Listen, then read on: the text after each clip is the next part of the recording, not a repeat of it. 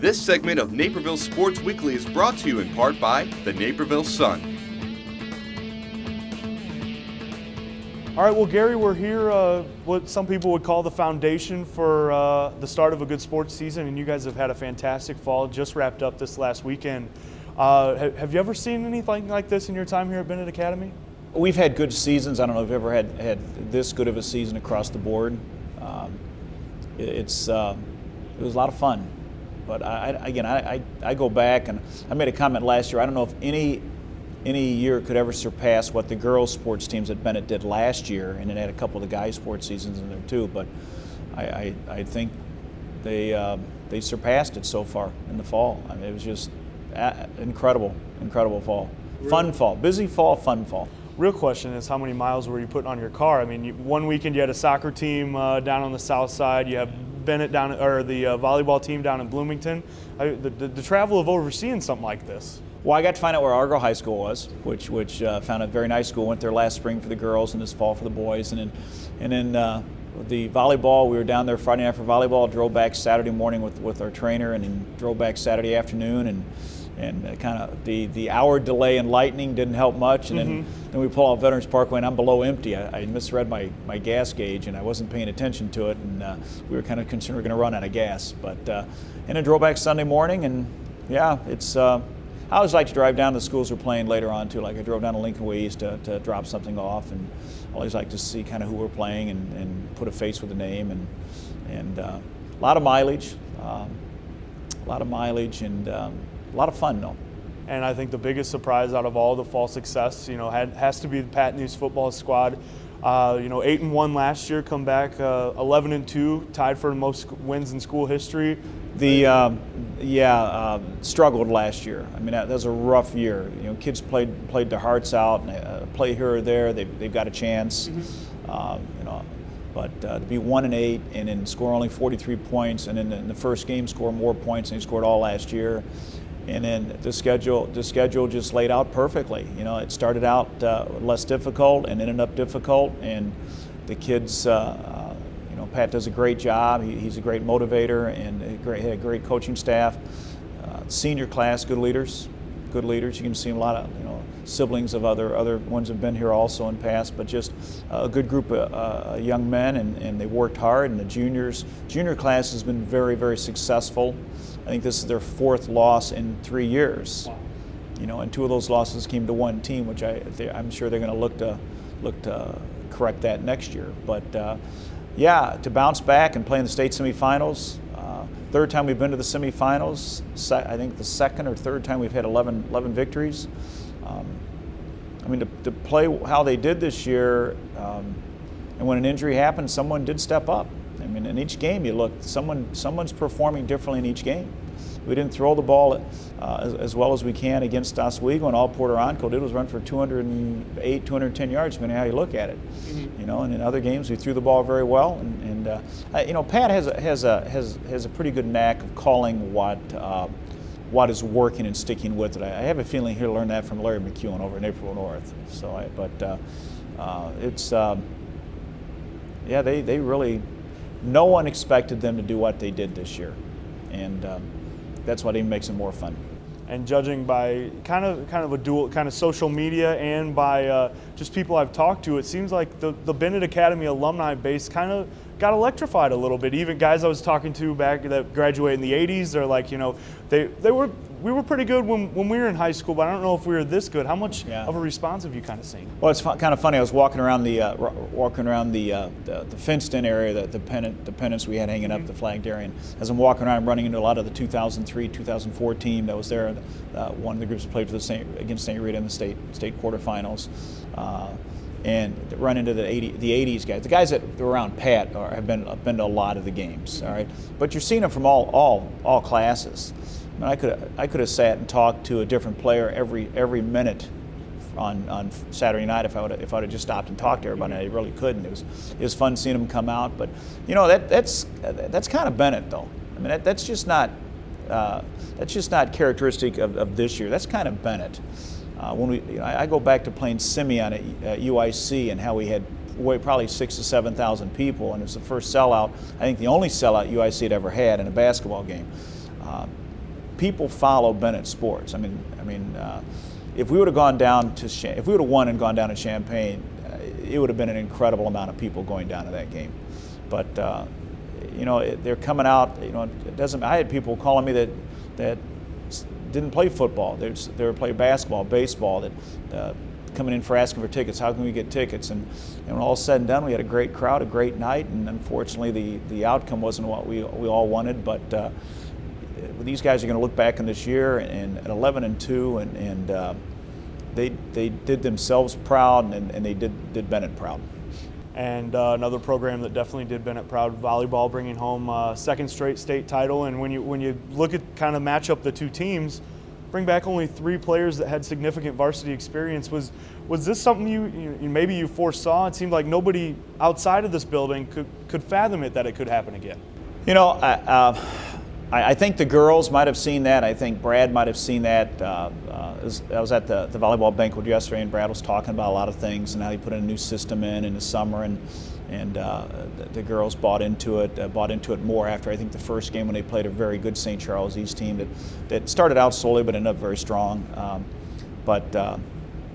It's funny. He was saying some of the quotes. I don't remember the quotes, but some people were asking him, are telling him, you lost 10 seniors. You're not going to be very good this year, or you're not going to go very far. And what's it going to be like to get beat this year? And well, surprise. They really played well. And I kind of compare them to a basketball team that has a great defense in transition. That's kind of like what this game was. They weren't the power hitters we've had in the past, but yet Cara Mataliano puts 21 kills down, and she has an enormous number of kills for the year, and then you look at this team. They've never lost.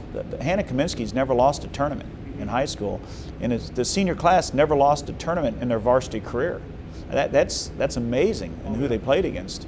And to fight back from the deficit in both game 2s down there, especially against a very, very good New Trier team. And you can see it. You can see when they start getting to every ball how it just kind of catches on to everybody. And then you can see how it starts to demoralize the other team a little bit. You put a good hit down and they return it.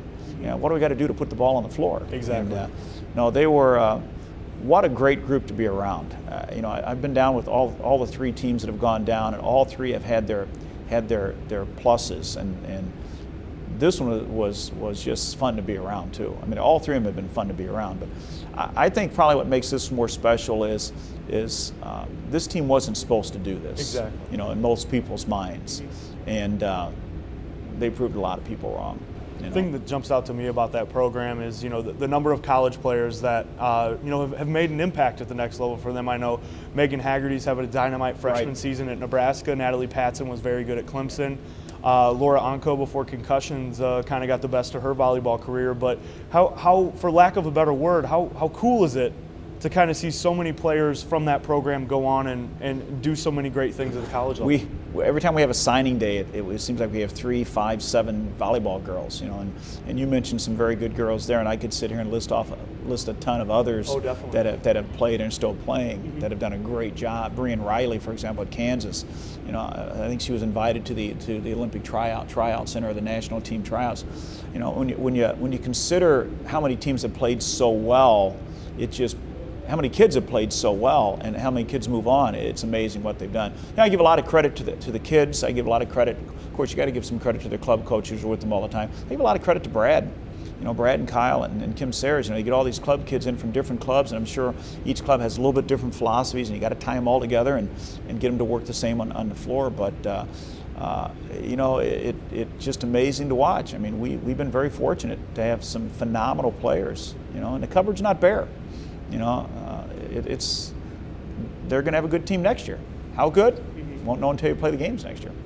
Definitely. The girls swimming and diving program has kind of seen some firsts these last couple of years. First sectional title last year, and then on Saturday, Taylor Kramer on the diving board really doing big things. I saw her talking on the phone after she was announced the winner. She told me she was talking to you. What was that conversation like? Well, I was coming back from a 90th birthday party, and I get a call from Nicole Cothe, our ex-coach before Sarah, and she said, unofficially, Taylor won the state diving championship. So I picked the phone up and called Sarah.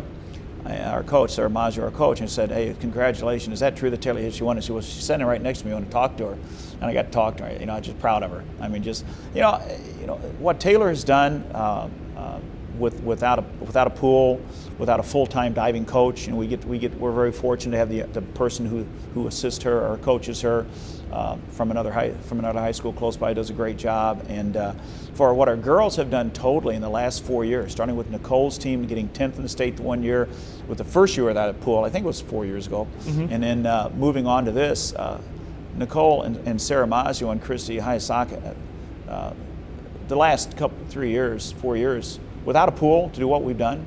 I wish we had a pool, in some ways, but wow. I mean, when we found out Taylor won it, we wanted Taylor to be present at the football game Saturday night to recognize her, and she was going out for a team dinner, and said we're still gonna recognize her. And Marty Weier, our announcer, announced it, and a large cheer came up from our crowd. Now we're gonna try to recognize them sometime this week, if not this week, early next week. And the volleyball team, the whole swimming team, especially Taylor for the state championship, and the football team too, and what they've done. But yeah, a wonderful young lady.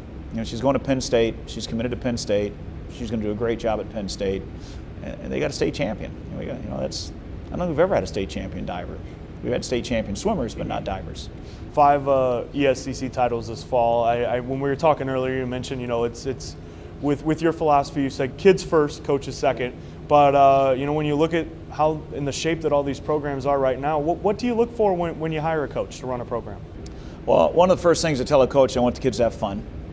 I want the kids to learn the game, teach them the game, teach them the fundamentals, and then hopefully winning and will take care of itself. All right, you're always going to lose a game, all right, and you're always going to win a game, but you need to have fun. You need to have fun playing the game. If you're not having fun playing the game, you shouldn't be playing the game. And same with the coaches. If the coaches aren't having fun coaching it, then they're in the wrong business, for the most part. But that's what I look for. And you look for a person who can relate to the kids. I mean, every one of our coaches does a great job relating to the kids. Every one of our coaches is dedicated to want to do better than the coach prior to them. And we're very solid across the board. I mean, I can look at every sport, and I really feel like we have the right coach in place at every sport. Our coaches just take the talent they have and they mold it into the team they have. But again, it starts with the kids. We have very, very smart kids. We have very highly motivated kids. I think that comes from their family backgrounds. I mean, their family backgrounds are very, very motivated families. And we have a lot of parents coming out of the woodwork to help us, in selling tickets and in helping with pasta parties and helping with parent night.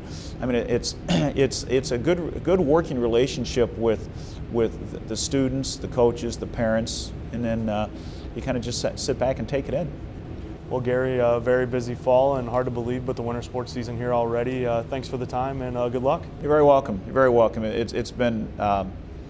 I couldn't be happier for the kids. I mean, and the coaches, of course, that doesn't have to be said. But what the kids have done, I mean, you couldn't ask for anything better. I mean, you're proud to walk around wearing something that says Benet on it. I mean, that's pretty cool. So, but no, thank you very much. You guys do a great job.